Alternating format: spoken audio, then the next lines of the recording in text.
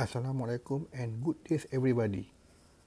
I'm Eddie Ermi will continue from the last part of Bohr's atomic model lesson.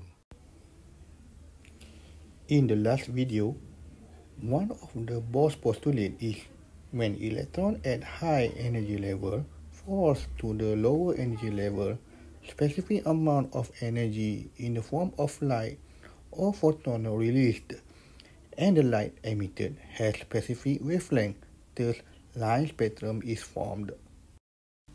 Let's see what we will learn later. First, we are able to describe the formation of line spectrum of hydrogen atom. Second, illustrate the formation of Lyman, Balmer, Paschen, Brackett, and Fuhn series. Then, limitation of Bohr's atomic model. And lastly, state the dual nature of electron using the Broglie's postulate and Heisenberg's uncertainty principle.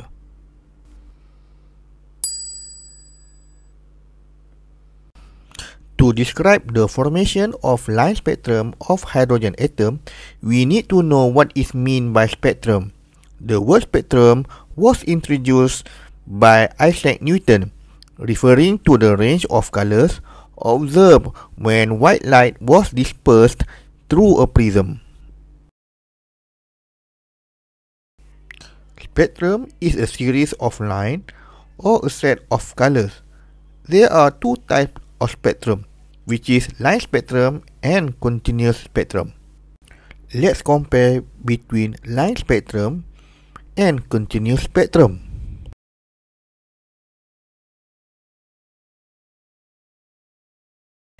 There is huge gap between line in line spectrum, while no blank area in continuous spectrum. These line spectra are the light emission only at specific wavelength. For continuous spectrum, it contains all wavelengths of a given range line spectrum. So, what is the sources that produce the line spectrum and continuous spectrum? Emission spectrum discharge tube of hydrogen produce line spectrum.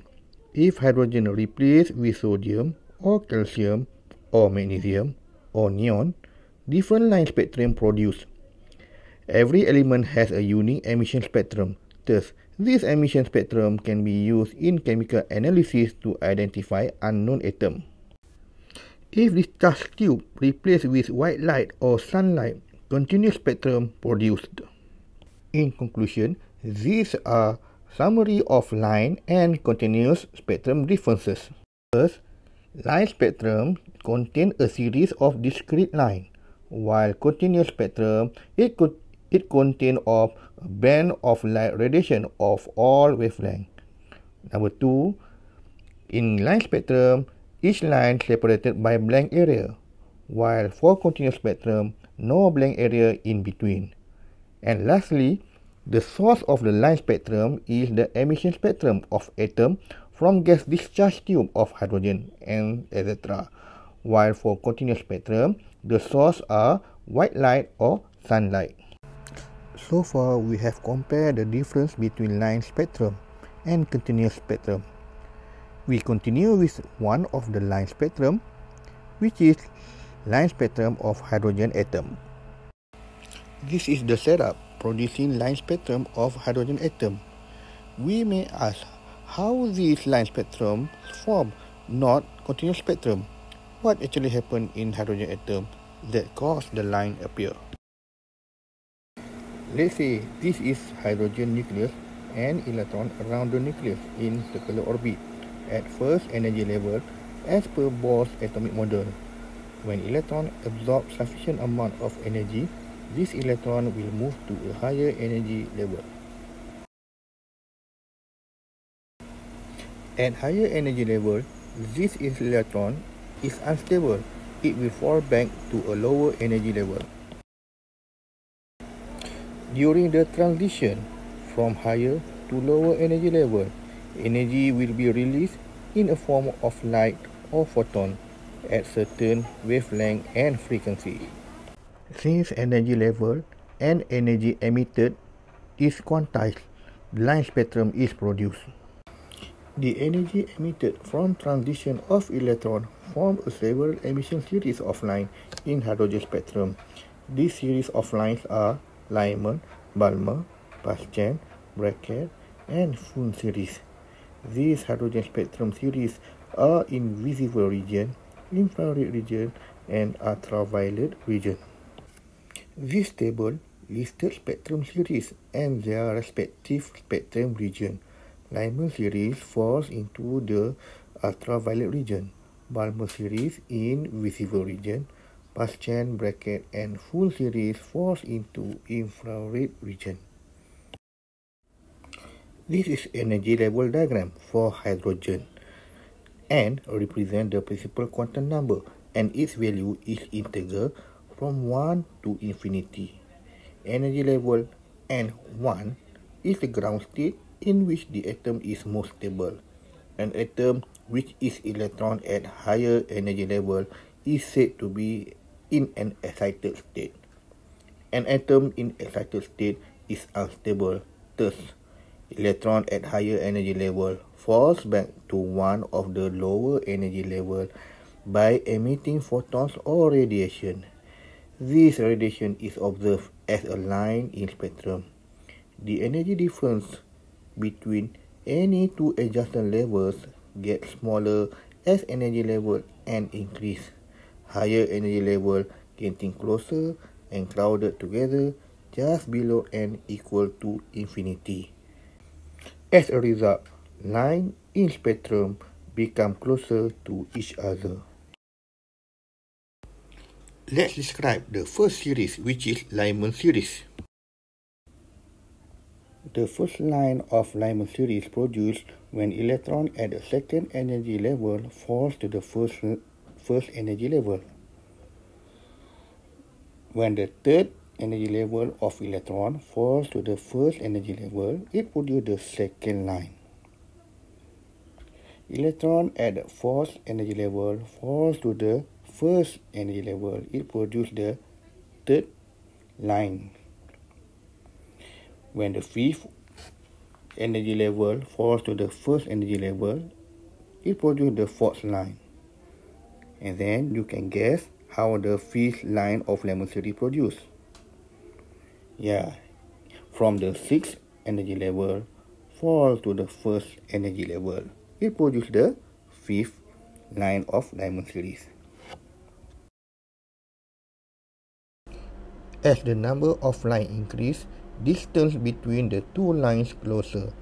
That is the way to determine the number of lines. The longest distance between two lines is the first and second lines. The next line spectrum series is Balmer series.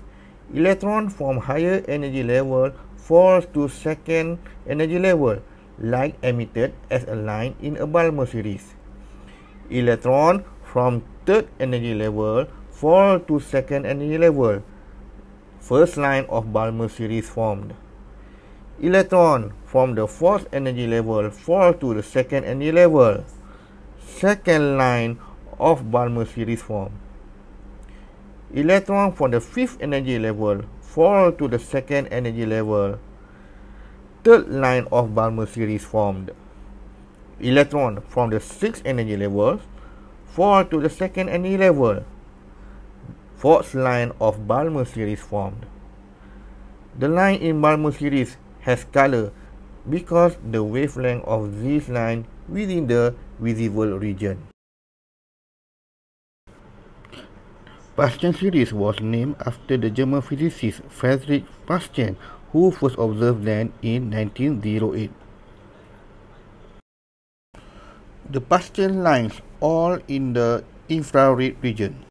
The first line of Bastian series produced when the electron at the fourth energy level falls to the third energy level. Electron from the fifth energy level falls to the third energy level, produce the second line of Bastian series. Electron from the sixth energy level falls to the third energy level, produce the third line of Bastian series. Electron from the seventh energy level falls to the third energy level, produce the fourth line of Bastian series. The bracket series was named after the American physicist Frederick Sumner Bracket, who first observed the spectral lines in 1922. The spectral lines of bracket series lie in infrared region. Electron from the 5th energy level falls to the 4th energy level, produce the first line of bracket series. Electron from the 6th energy level falls to the 4th energy level, produce the second line of bracket series.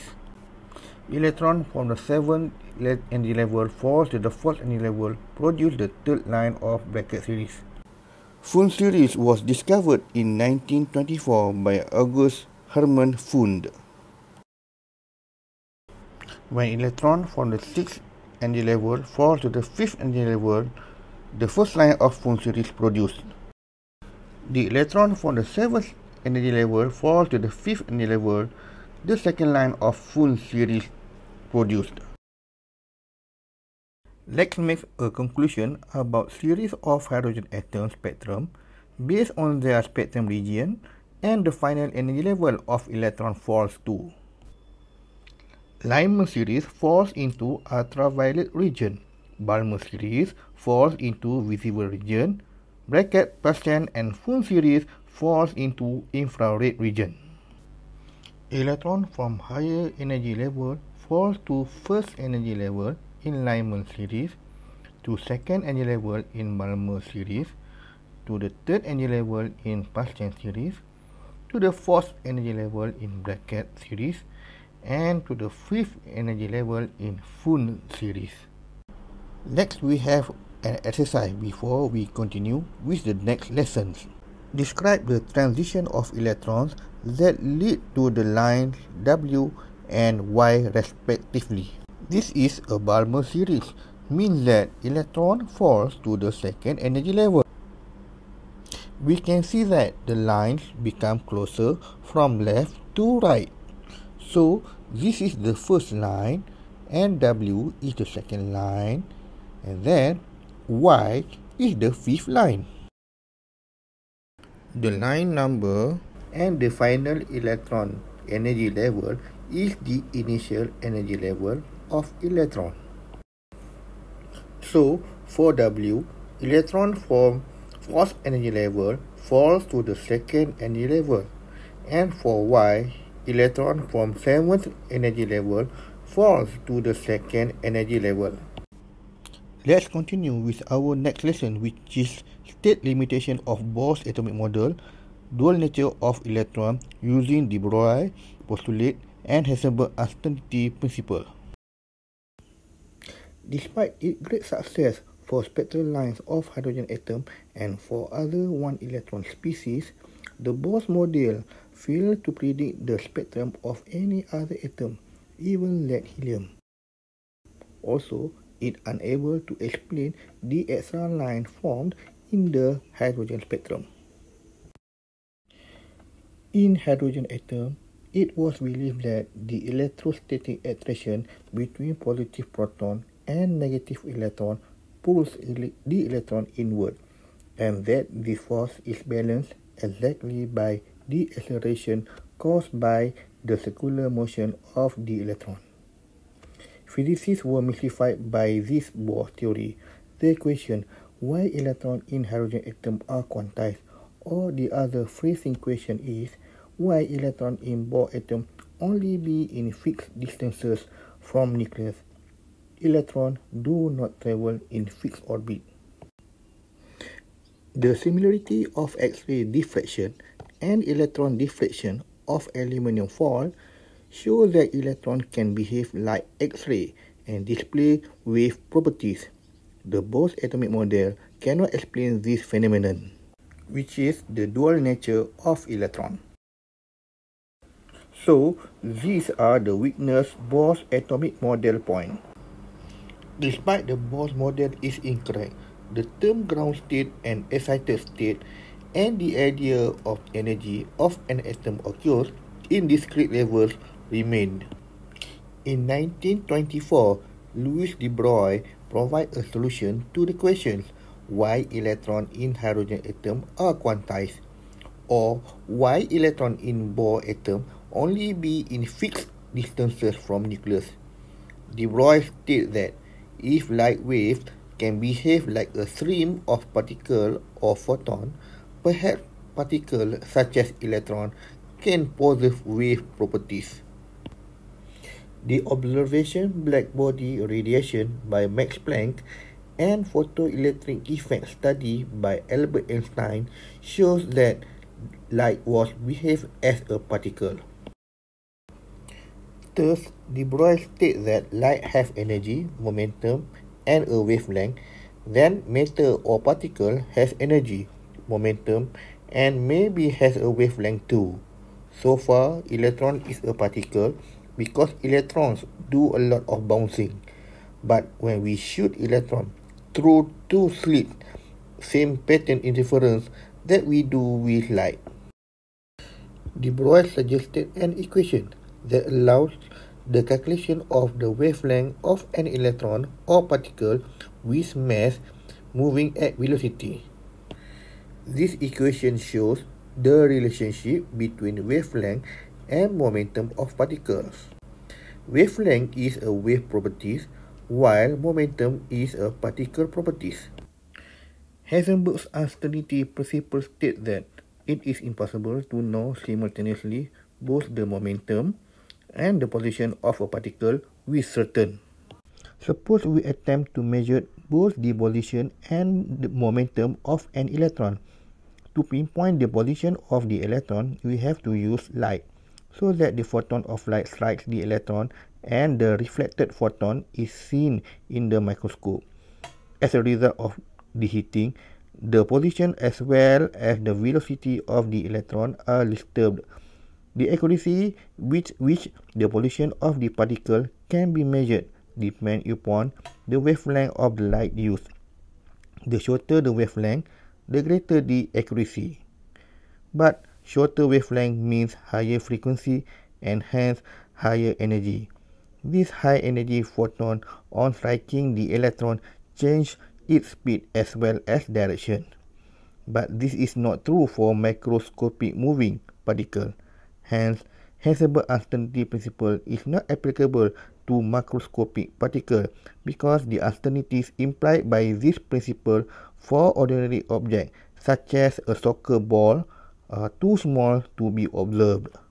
Before ending learning session, please do this exercise. Bohr used the information from a line spectrum of a hydrogen atom to explain the electronic structure of a one-electron system. A blue line in the spectrum of hydrogen atom was observed as a result of a transition of electron from the first to the second shell of an electron. What is meant by a line spectrum? And state 2 of Bohr's postulate. That's all for this session. I hope that we will meet again on the next chapter, which is quantum mechanics. So, thanks for watching and see you around.